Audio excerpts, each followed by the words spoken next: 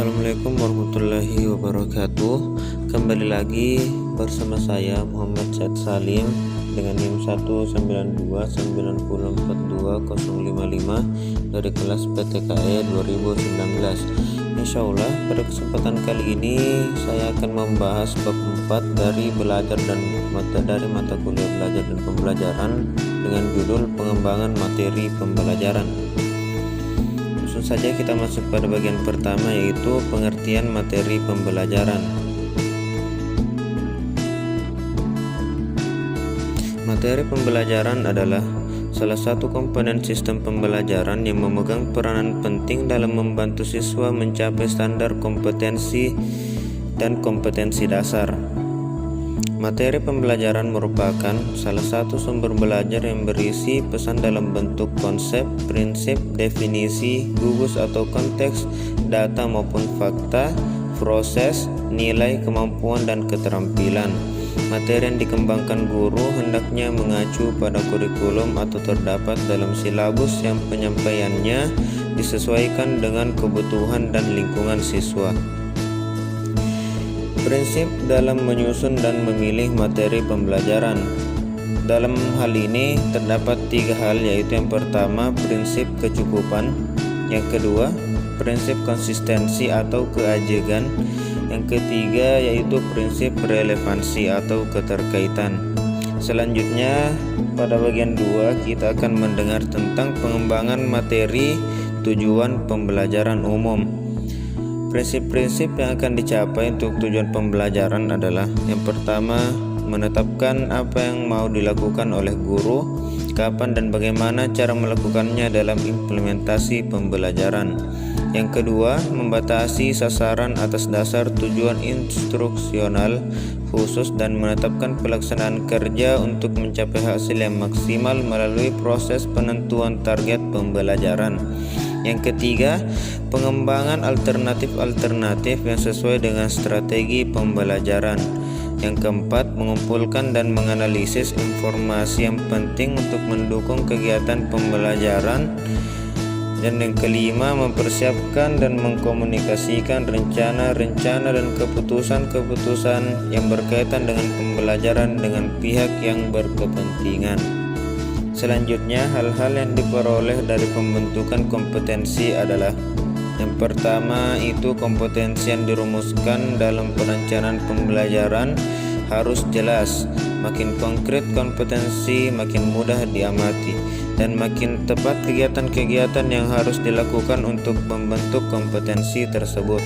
Yang kedua, perencanaan pembelajaran harus sederhana dan fleksibel serta dapat dilaksanakan dalam kegiatan pembelajaran dan pembentukan kompetensi siswa. Yang ketiga, kegiatan-kegiatan yang disusun dan dikembangkan dalam perencanaan pembelajaran harus menunjang dan sesuai dengan kompetensi yang telah ditetapkan. Yang keempat, perencanaan pembelajaran yang dikembangkan harus utuh dan menyeluruh serta jelas pencapaiannya.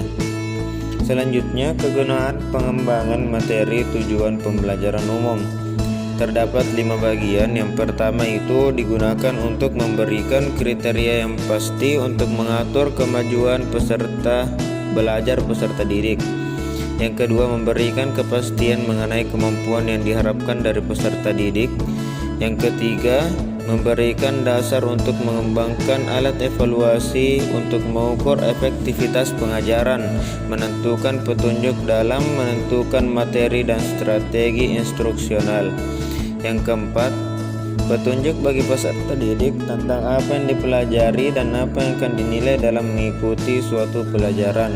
Dan yang kelima atau yang terakhir, peserta didik akan mengorganisasikan usaha dan kegiatannya untuk mencapai tujuan instruksional yang telah ditentukan.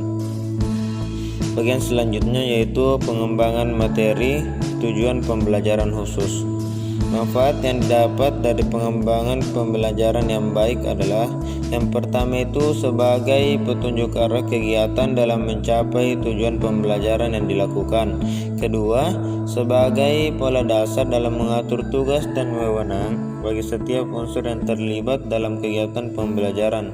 Yang ketiga, sebagai pedoman kerja bagi setiap unsur, baik guru maupun murid, sebagai alat ukur keefektifan suatu proses pembelajaran, sehingga setiap saat dapat diketahui ketepatan dan kelambanan dalam kerja. Dan yang terakhir, untuk bahan penyusunan data agar terjadi keseimbangan kerja untuk menghemat waktu, tenaga, alat-alat, dan biaya. Selanjutnya, faktor yang mendukung tujuan pembelajaran tercapai. Yang pertama, persiapan sebelum mengajar. Yang kedua, situasi ruangan dan tata letak sekolah dan jangkauan kendaraan umum. Yang ketiga, tingkat inteligensi siswa. Dan yang terakhir, materi pelajaran yang akan disampaikan.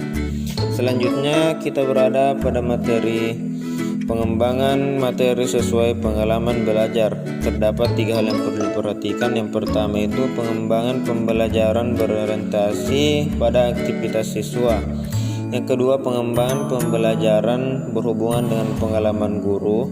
Yang ketiga, pengembangan strategi dan metode pembelajaran.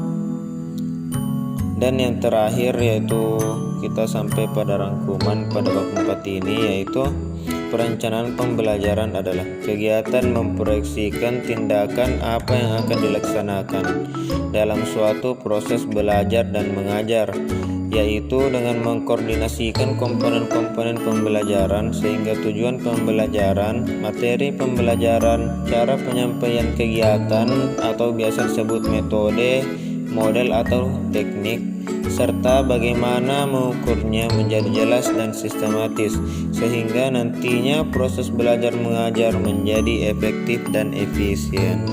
Mungkin itulah yang dapat saya sampaikan mengenai materi pada bab 4 ini. Kurang dan lebihnya mohon dimaafkan. Assalamualaikum warahmatullahi wabarakatuh.